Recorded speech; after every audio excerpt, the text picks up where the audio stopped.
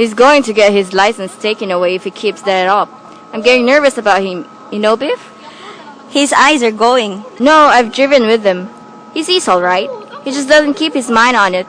I drove into the city with him last week. He stops at a green light and then it turns red and he goes. Maybe he's colorblind.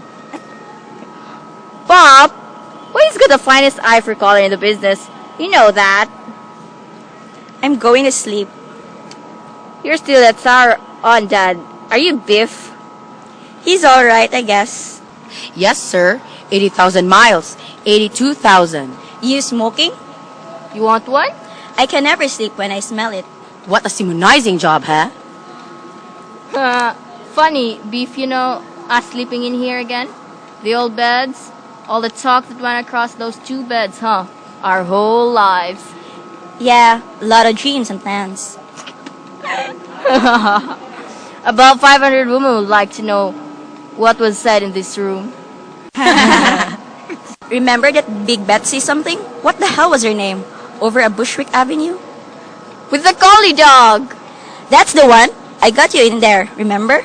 Yeah, that was my first time, I think. Boy, that was a pig. You taught me everything I know about women. Don't forget that. I bet you forgot how bashful you used to be, especially with girls. Oh, I still am, Beef. Oh, go on. I just control it, that's all. I think I got less bashful and you got more so. What happened, Beef? Where's the old humor, the old confidence? What's the matter? Why does Dad mock me all the time? He's not mocking you. Everything I say, there's a twist of mockery on his face. I can't get near him. He just wants you to be good, that's all. I wanted to talk to you about Dad for a long time, Beef. Something's happening to him. He talks to himself. I noticed that this morning, but he always mumbled.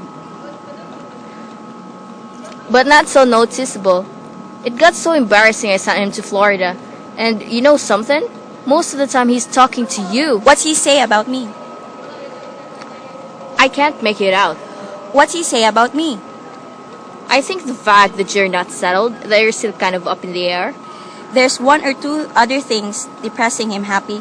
What do you mean? Never mind, just don't lay it all to me. But I think if you just got started, I mean, if there are any future for you out there. I tell you, Hap, I don't know what the future is. I don't know what I'm supposed to want. What do you mean? Well, I spent 6 or 7 years after high school trying to work myself up. Shipping clerk, salesman, business of one kind or another. And it's a measly manner of existence. To get on that subway on the hot mornings in summer, to devote your whole life to keeping stock or making phone calls or selling or buying, to suffer 50 weeks of the year for the sake of a 2-week vacation, when all you really desire is to be outdoors with your shirt off and always to get ahead of the next fella. And that's how you build a future. Well, you really enjoy it on a farm? Are you content out there? Hap, I've been 20 or 30 different kinds of jobs since I left home before the war, and it always turns out the same. I just realized it lately. In Nebraska, when I herded cattle and the Dakotas and Arizona, and now in Texas, it's why I came home now, I guess, because I realized it. This farm I work on, it's spring there now, see? And they've got about 15 new colts. There's nothing more inspiring or beautiful than the sight of a mare and a new colt. And it's cool there now, see? Texas is cool now, and it's spring. And whenever spring comes to where I am, I suddenly get the feeling, my God, I'm now getting anywhere. What the hell am I doing? Playing around with horses, $28 a week? I'm 24 years old. I'm ought to be making my future. That's why that's when I come running home. And now I get here. And I don't know what to do with myself. I've always made a point of not wasting my life. And every time I come back here, I know that all I've done is to waste my life. You're a poet, you know that, Beef? You're an idealist. No, I mixed up very bad. Maybe I oughta get married. Maybe I oughta get stuck into something. Maybe that's my trouble. I'm like a boy. I'm not married. I'm not in business. I'm like a boy. Are you content, Hap? You're a success, aren't you? Are you content? Hell no. Why? You're making money, aren't you? All I can do now is wait for the merchandise manager to die. And suppose I get to be the merchandise manager. He's a good friend of mine, and he just built a terrific estate on Long Island. And he lived there about 2 months and sold it, and now he's building another one. He can't enjoy it once it's finished, and I know that's just what I would do. I don't know what the hell I'm working for. Sometimes it's in my apartment all alone, and I think of the rent I'm paying, and it's crazy. But then, it's what I always wanted. My own apartment, a car, and plenty of women. And still, god damn it, I'm lonely. Listen, why don't you come out west with me? You and I, hey. Sure, maybe we could buy a ranch, raise cattle, use our muscles. Men built like we are should be working out in the open. The Loman brothers, eh. Sure, we'd be known all over the counties, I mean. Sorry. That's what I dream about. Beef, sometimes I just want to rip my clothes off in the middle of the store and outbox the goddamn merchandise manager. I mean, I can outbox, outrun, and outlift anybody in that store. And I have to take orders from those common petty son of bitches till I can't stand it anymore. I'm telling you, kid, if you were with me, I'd be happy out there. See, Beef, everybody around me is so false that I'm constantly lowering my ideals. Baby, together we'd stand up for one another. We'd have someone to trust. If I were around you... Hap, the trouble is we weren't brought up to grab for money. I don't know how to do it. Neither can I. Then let's go. The only thing is, what can you make out here? But look at your friend. Builds an estate and then hasn't a peace of mind to live in it. Yeah, but when he talks into the store, the waves part in front of him. That's $52,000 a year coming through the revolving door, and I got more in my pinky finger than he's got in his head. Yeah, but you just said... I gotta show some of those pompous, self-important executives over there that Hap Loman can make the grade. I want to walk into the store the way he talks and walks in. Then I'll go with you, Beef. We'll be together yet, I swear. But take those two we had tonight. Now, weren't they gorgeous creatures? Yeah, most gorgeous I've had in years. I get that anytime I want, Beef. Whenever I feel disgusted. The only trouble is, it gets like bowling or something. I just keep knocking them over and it doesn't mean anything. You still run around a lot.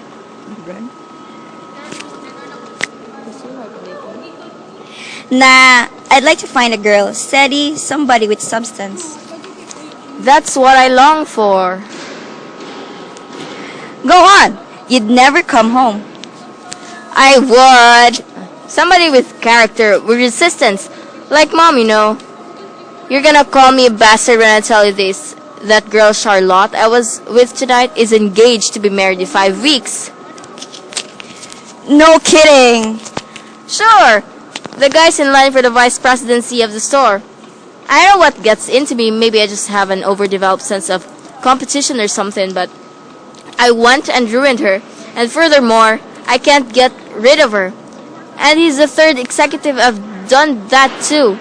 Isn't that a crummy characteristic? And to stop it all, I go to their weddings. Like I'm not supposed to take bribes. Manufacturers offer me $100 bill now and then to throw an order their way. You know how honest I am, but it's like this girl I see. I hate myself for it because I don't know what want the girl, and still I take it and I love it. Let's go to sleep. I guess we didn't steal anything. Hey. I just got one idea that I think I'm going to try. What's that? Remember Bill Oliver? Sure, Oliver is big now. You want to work for him again? No, but when I quit, he said something to me. He put his arm on my shoulder and he said, "Beef, if you ever need anything, come to me." I remember that. That sounds good. I think I'll go to see him. If I could get 10,000, even 7 or $8,000, I could buy a beautiful ranch. I bet he'd back you. Because he thought highly of you. I mean, they all do. Well, you're well liked, Beef. That's why I say to come back here and have the apartment. I'm telling you, Beef. Any babe you want. No, with a ranch, I would do the work I like and still be something.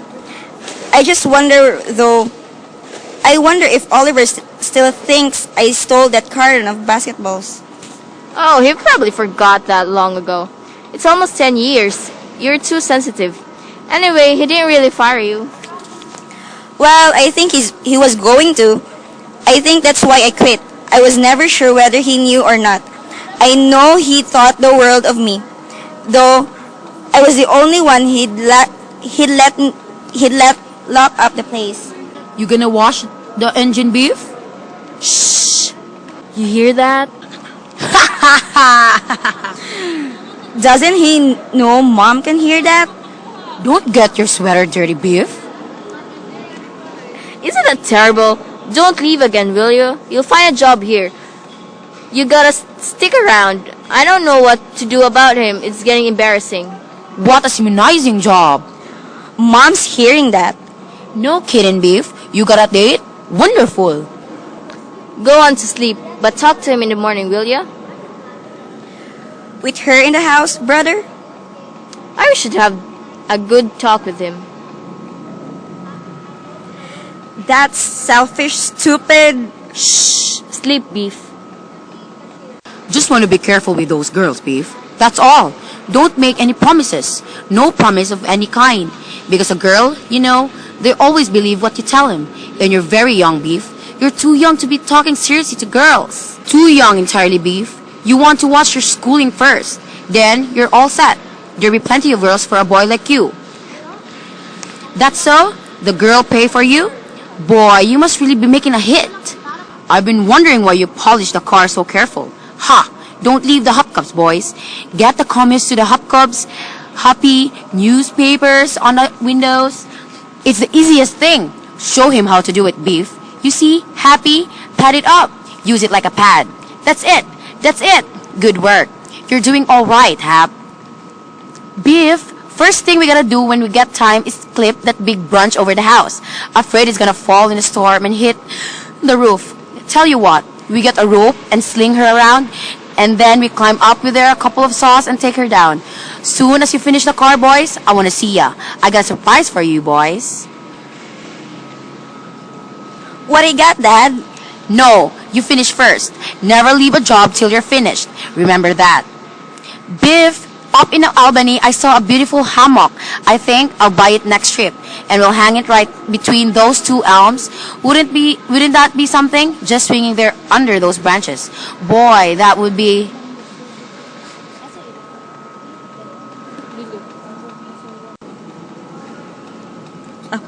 How's that, Pop? Professional? Terrific job, boys. Good work, Biff. Where's the surprise, Pop? In the back seat of the car. Boy. What is it, Dad? Tell me. What'd you buy? Never mind. Something I want you to have. What is it, Hap? It's a punching bag. Oh, Pop! It's got Gene Tony's signature on it. Gee, how'd you know we wanted a punching bag? Well, it's the finest thing for the timing. I'm losing weight. You know what is, Pop? Jumping rope is good too. Did you see the new football I got? Where'd you get a new ball? The coach told me to practice my passing. That's so? And he gave you the ball, huh? Well, I borrowed it from the locker. I want you to return that. I told you you wouldn't like it. Well, I'm bringing it back. Sure, he's got to practice without regulation ball, doesn't he?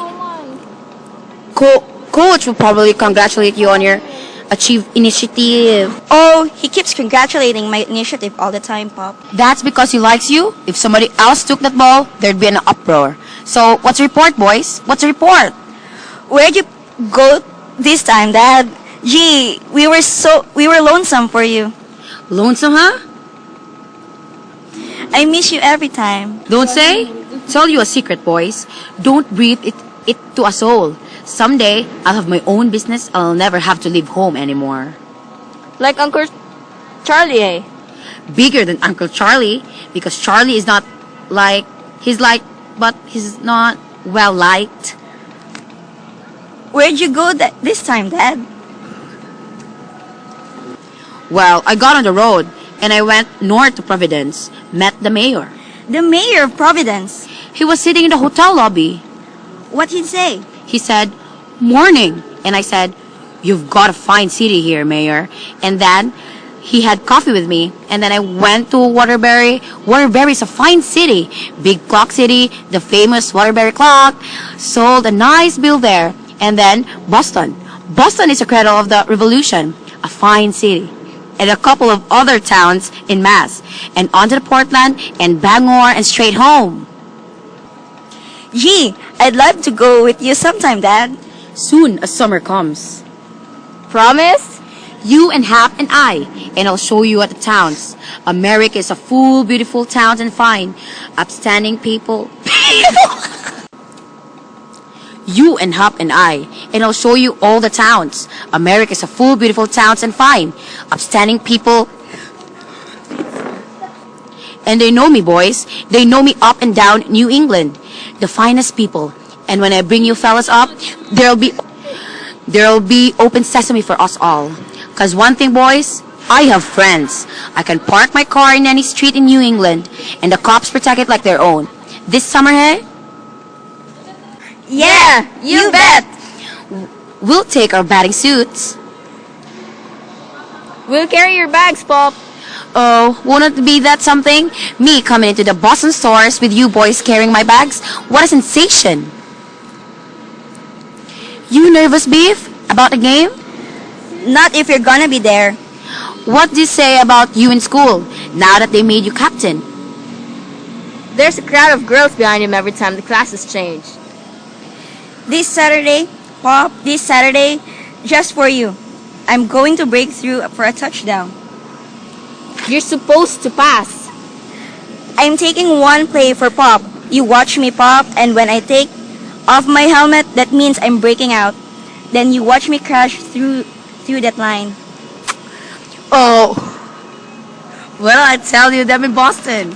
Beef, where are you? You're supposed to study with me today. Hey, look at Bernard. What are you looking so anemic about, Bernard? He's got to study. Uncle Willie, he's got regents next week. Let's box, Bernard. Beef!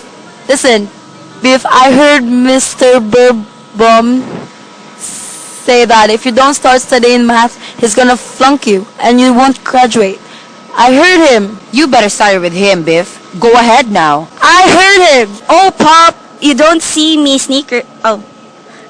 my sneakers. Hey, that's a beautiful job of printing.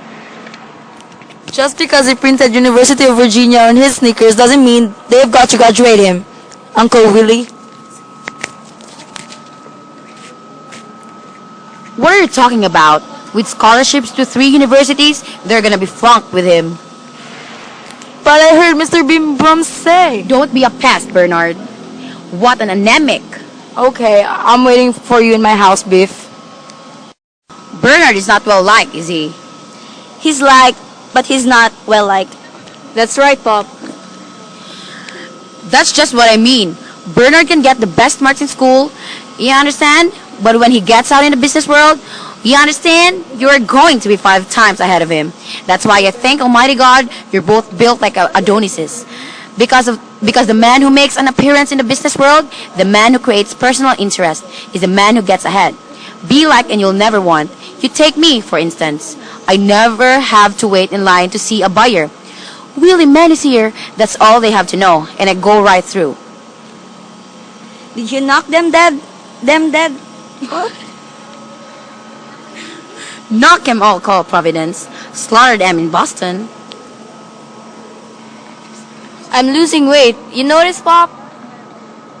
Hello, dear. Sweetheart! How's the Chevron?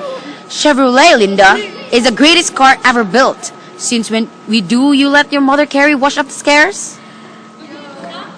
Grab hold there, boy. Where to, Mom? Hang them on the line, and you better go down to your friends, Beef. The cellar is full of boy. Sorry. They don't know what to do with themselves. When Pop comes home, they can't wait. Ha ha ha. You better go down and tell them what to do, Beef. I think I'll have them sweep out the furnished room. Good work, Beef. Fellas, everybody sweep out the furnished room. I'll be right down. All right. Okay, Beef. George and Sam and Frank, come out back. We're hanging up the wash. Come on. Hop on a double. The way they obey him. Well, that's training. The training. I'm telling you, I was selling thousands, but I had to come home. Oh, the whole block, I'll be at the game. Did you sell anything? I did have 500 gross in Providence and 700 gross in Boston. No, wait a minute. I've got a pencil. That makes your commission 200. My God, $212. Well, I didn't figure it out yet. How But- much did you do? Well, I did about 180 gross in Providence. Well, no, it came to roughly 200 gross on the whole trip. 200 gross? That The trouble was 3 of the stores were half closed for inventory in Boston. Otherwise, I would have broke records. well, it makes $70 and some pennies. That's very good. What do we owe? Well, on the first, there's $16 on the refrigerator. Why 16? Well, that's fun belt broke, so it was $1.80. But it's brand new. Well, the man said that's the way it is, till they work themselves in, you know. I hope we didn't get stuck on that machine. They got the biggest ads of any of them. I know. It's a fine machine. What else? Well, there's a 96 for the washing machine, and for the vacuum cleaner, there's 3.5 due on the 15th. Then the roof, you got a $21 remaining. It don't leak, does it? No, they did a wonderful job. Then you owe Frank for the carburetor. I'm not going to pay that man. That goddamn Chevrolet. They ought to prohibit the manufacture of the car. Well, you owe him 3.5, and odds and ends comes to around $120 by the 15th. $120. My God, if business don't pick up, I don't know what I'm gonna do. Well, next week you'll do better. Oh, I'll knock them dead next week. I'll go to Hartford. I'm very well liked in Hartford. You know, the trouble is, Linda, people don't seem to take to me. Oh, don't be foolish. I know it when I walk in. They seem to laugh at me. Why? Why would they laugh at you? Don't talk that way, Willie. I don't know the reason for it, but they just pass me by. I'm not noticed. I don't know the reason for it. But you're doing a wonderful job, dear. You're making $72 and $100 a week. But I gotta be in at 10, 12 hours a day. Other men, I don't know. They do it easier. I don't know why I can't stop myself. I talk too much. A man ought to come in with a few words. One thing about Charlie, he's a man of few words, and they respect him. You don't talk too much. You're just lively. Well, I figured what the hell. Life is short, a couple of jokes. I joke too much. Why? I'm fat. I'm very foolish to look at, Linda.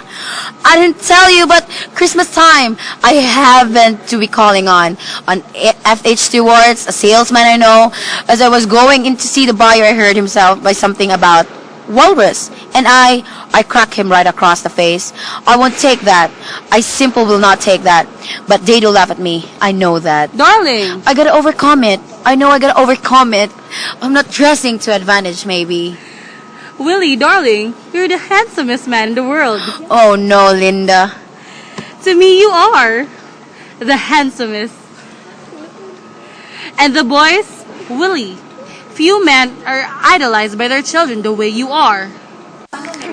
You're the best there is, Linda. You're a pal. You know that? On the road. On the road. I want to grab you sometimes and just kiss the light out of you.